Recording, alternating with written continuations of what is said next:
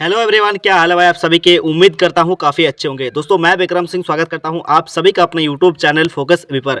दोस्तों आज की इस वीडियो में हम लोग डिस्कस करेंगे जैक बोर्ड एग्जाम 2025 के लिए क्लास 12 बायोलॉजी के कुछ टॉप ऐसे इंपॉर्टेंट वायरल ऑब्जेक्टिव क्वेश्चन को कराएंगे जो आपके एग्जाम में डायरेक्ट पूछा जाएगा। जी हाँ दोस्तों, आपके एग्जाम में ये सारे क्वेश्चन आने का बहुत ही ज़्यादा चांस है क्योंकि दोस्तों ये सारे क्वेश्चन PYQ क्वेश्चन है। और एक बात याद रखना, जैक बोर्ड जो है हमेशा रिपीटेड क्वेश्चन को फॉलो करता है, इसीलिए दोस्तों इस साल भी उम्मीद है कि ये सारा क्वेश्चन पूछा जा सकता है। ठीक है, तो चैनल पर नए हो चैनल को सब्सक्राइब कर लीजिएगा, अपने सारे दोस्तों को इस वीडियो को शेयर जरूर कर दीजिएगा और साथ ही में बता दीजिएगा कि मैं फोकस अभी नाम का यूट्यूब चैनल है जहां पर जैक बोर्ड के बच्चों के लिए एग्जाम की तैयारी बहुत ही धाकड़ तरीके से कराया जाता है। हर साल की तरह इस साल भी कराया जा रहा है। ठीक है, तो घबराना बिल्कुल नहीं है, बस चैनल को सब्सक्राइब कर लेना। और एक ही बात दोस्तों, आप लोगों को अगर सबसे पहले आंसर की चाहिए दोस्तों, आप लोग अभी कुछ देर बाद बायोलॉजी का एग्जाम देने जाओगे और एग्जाम देके आओगे, उसके बाद चाहिए आप लोगों को आंसर की मेरे दोस्त। तो सबसे पहले अगर आप लोगों को आंसर की चाहिए 10 से 15 मिनट के बीच में, ठीक है, यानी कि जैसे आप लोग का एग्जाम खत्म हो जाएगा 10 से 15 मिनट बाद आप लोग का आंसर की इस चैनल पर अपलोड हो जाएगा, एकदम 100% एक्यूरेट आंसर की रहेगा। ठीक है, तो अगर आप चैनल पर नए हो तो फटाफट से चैनल को सब्सक्राइब कर लीजिए, अपने सारे दोस्तों को इस वीडियो को शेयर कर दीजिए। तो चलिए समय को बर्बाद नहीं करेंगे, आज की वीडियो की शुरुआत करते हैं एक नए अंदाज और एक नए जोश के साथ। तो दोस्तों चलिए समय को बर्बाद नहीं करेंगे, आज की वीडियो की शुरुआत करते हैं क्वेश्चन नंबर 1 के साथ। दोस्तों क्वेश्चन नंबर 1 जो आपके एग्जाम पॉइंट ऑफ व्यू से काफी ज्यादा इंपॉर्टेंट है। क्या पूछा गया हम लोग देख लेते हैं। क्वेश्चन को हिंदी में भी रीड करेंगे, इंग्लिश में भी रीड करेंगे, तो दोनों मीडियम के बच्चों के लिए एक वीडियो काफी ज्यादा इंपॉर्टेंट है। ठीक है,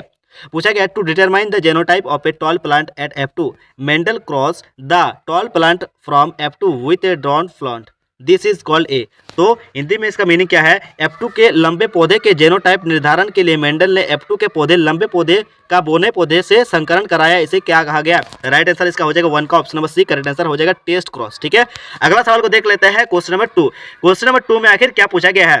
पूछा गया है the portion of a embryonal axis above the level of cotyledons which terminates with the polymial और stem tip is. Right answer इसका हो जाएगा 2 का ऑप्शन नंबर ए, एकदम बिल्कुल करेक्ट आंसर हो जाएगा। ठीक है, एपिकोटल। अगला सवाल को देख लेते हैं क्वेश्चन नंबर 3।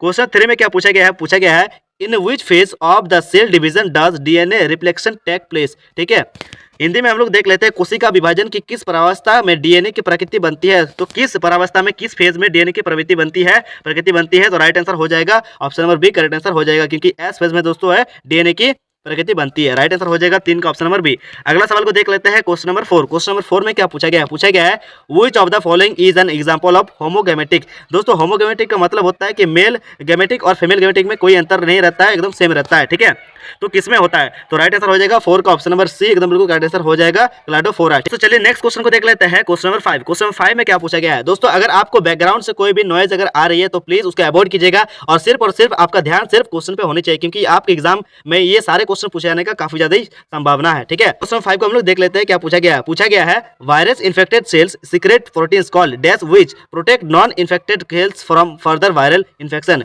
दोस्तों वो प्रोटीन का क्या नाम है जो हम लोग को शरीर के में रक्षा प्रदान करती है किसी भी कैंसर जैसी और संक्रमण बीमारी से लड़ने के लिए। तो राइट आंसर इसका हो जाएगा, क्या हो जाएगा, इंटरफेरॉन, ऑप्शन नंबर सी, एकदम बिल्कुल करेक्ट आंसर हो जाएगा। ठीक है, अगला सवाल को देख लेते हैं। हिंदी में थोड़ा सा पढ़ लेते हैं। विषाणु संक्रमित कोशिकाएं डैश नामक प्रोटीन का स्रवण करती है जो असंक्रमित कोशिका को और आगे विषाणु संक्रमण से बचाते हैं। राइट आंसर इसका हो जाएगा ऑप्शन नंबर सी। अगला सवाल को देख लेते हैं क्वेश्चन नंबर 6। क्वेश्चन नंबर 6 में क्या पूछा गया था। The pathogenic virus which are used a biocontrol agents to attack insect and arthropods are। Right answer इसका हो जाएगा 6 का ऑप्शन नंबर डी, एकदम बिल्कुल राइट आंसर हो जाएगा। ठीक है, क्या हो जाएगा, बैक्यूलो वायरस। ठीक है, हिंदी में भी हम लोग पढ़ लेते हैं। क्या है दिया हुआ है, रोगजनक विषाणु जिनका प्रयोग जैव नियंत्रण कारक के रूप में कीटों के तथा संपिपादों पर हमला करने के लिए किया जाता है। राइट आंसर क्या हो जाएगा, इसका ऑप्शन नंबर डी, एकदम बिल्कुल राइट आंसर हो जाएगा, बैक्यूलियो वायरस। ठीक है, चलिए अगला सवाल को देख लेते हैं क्वेश्चन नंबर 7। क्वेश्चन नंबर 7 में आखिर क्या पूछा गया है हम लोग देख लेते हैं। पूछा गया है Darwin theory is based on, मतलब डार्विन का सिद्धांत किस पर आधारित है ये तुम्हें बताना है। तो राइट आंसर इसका हो जाएगा option number C, correct answer हो जाएगा नेचुरल सिलेक्शन। ठीक है, क्वेश्चन नंबर 8 को हम लोग देख लेंगे कि आखिर क्वेश्चन नंबर 8 में क्या पूछा गया है। पूछा गया है through aquaculture and pisciculture we have been able to increase the production of aquatic plants and animals of. Right answer हो जाएगा 8 का right answer option number A, बिल्कुल करेक्ट आंसर हो जाएगा both fresh water and marine water. Right answer हो जाएगा इसका option number 1।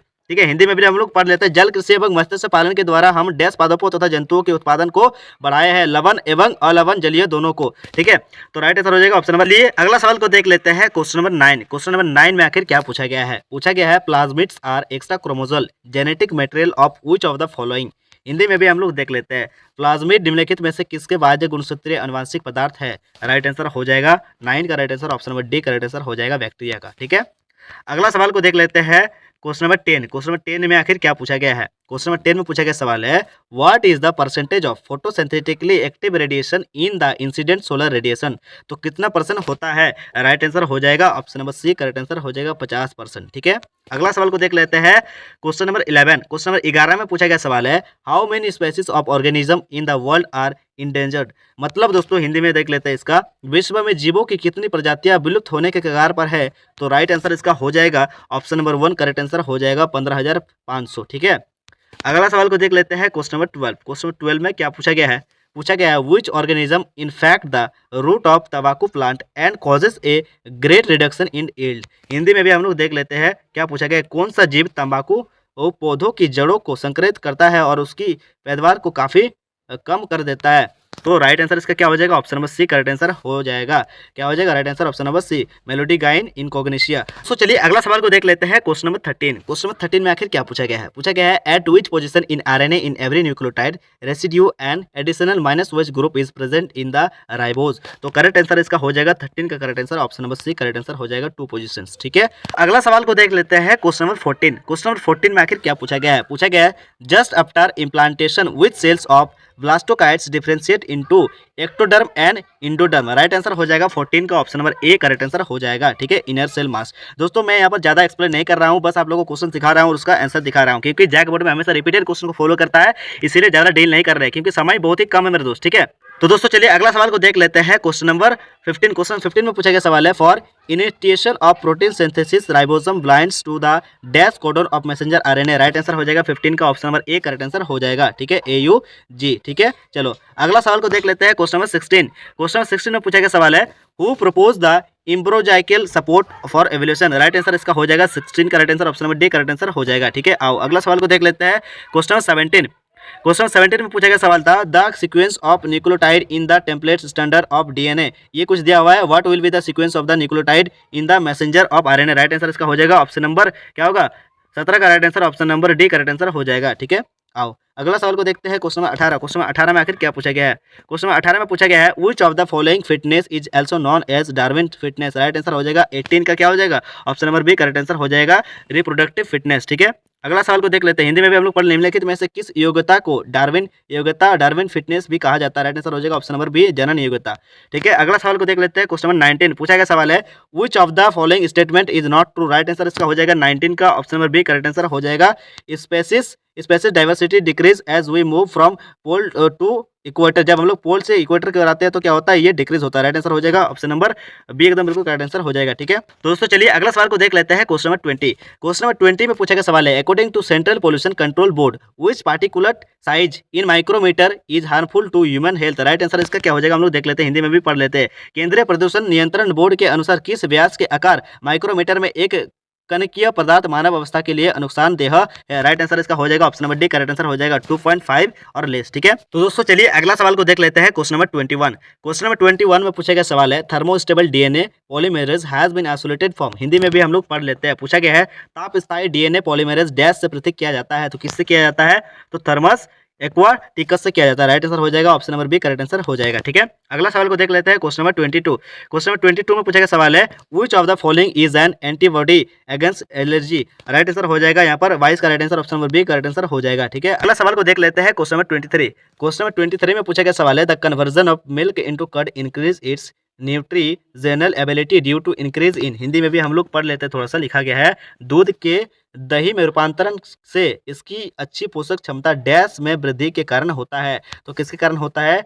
तो विटामिन B12 के कारण। राइट आंसर हो जाएगा option number C, correct answer हो जाएगा। ठीक है, अगला सवाल को देख लेते हैं। क्वेश्चन नंबर 24 पूछा गया सवाल है, energy centre the ecosystem through which trophic level? Right answer इसका क्या हो जाएगा? ऑप्शन नंबर 1, करेक्ट आंसर हो जाएगा प्रोड्यूसर। ठीक है, दोस्तों चलिए अगला सवाल को देख लेते हैं। क्वेश्चन नंबर 25 पूछा गया सवाल है, सेकेंडरी सुपरमेटोकाइज आर? राइट आंसर इसका हो जाएगा ऑप्शन नंबर 1, करेक्ट आंसर हो जाएगा हैप्लोइड। ठीक है, तो चलिए अगला सवाल को देख लेते हैं। क्वेश्चन नंबर 26 दोस्तों यहाँ पर मार्किंग नहीं किया हुआ है, लेकिन आपको मान लेना है। ठीक है, क्या पूछा गया है, the average amount of energy transfer from one tropical level to the next tropical level? Right answer इसका हो जाएगा option number B, correct answer हो जाएगा 10%। ठीक है, अगला सवाल को देख लेते हैं। क्या पूछा गया है, which of the following is tested by amniocentesis? Right answer इसका हो जाएगा ऑप्शन नंबर 1, करेक्ट आंसर हो जाएगा। ठीक है, अगला सवाल को देख लेते हैं। क्वेश्चन नंबर 28 में पूछा गया सवाल है which genetic disease is causes by the trisomy of 21 chromosome. Right answer इसका हो जाएगा option number B correct answer हो जाएगा। ठीक है, अगला सवाल को देख लेते हैं क्या पूछा गया है। क्वेश्चन नंबर 29 पूछा गया सवाल है which nitrogenous waste is not present in DNA molecule. Right answer इसका हो जाएगा option number D correct answer हो जाएगा यूरासिल। ठीक है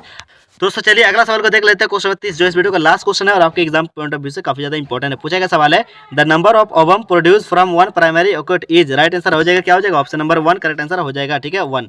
ठीक है दोस्तों, इसी प्रकार से दोस्तों आज की इस वीडियो में हम लोग बायोलॉजी के एग्जाम के लिए टॉप ऐसे 30 इंपॉर्टेंट एमसीक्यू क्वेश्चन को कर लिए जो आपके एग्जाम में डायरेक्ट पूछने का बहुत ज्यादा चांस है। तो चलिए मिलते हैं नेक्स्ट वीडियो में। जय हिंद जय भारत, भारत माता की जय। चैनल को सब्सक्राइब कर लीजिएगा, सबसे पहले आंसर की आप लोगों को इस चैनल पर मिलेगी। ठीक है, चलिए मिलते हैं नेक्स्ट वीडियो में। जय हिंद जय भारत, भारत माता की जय।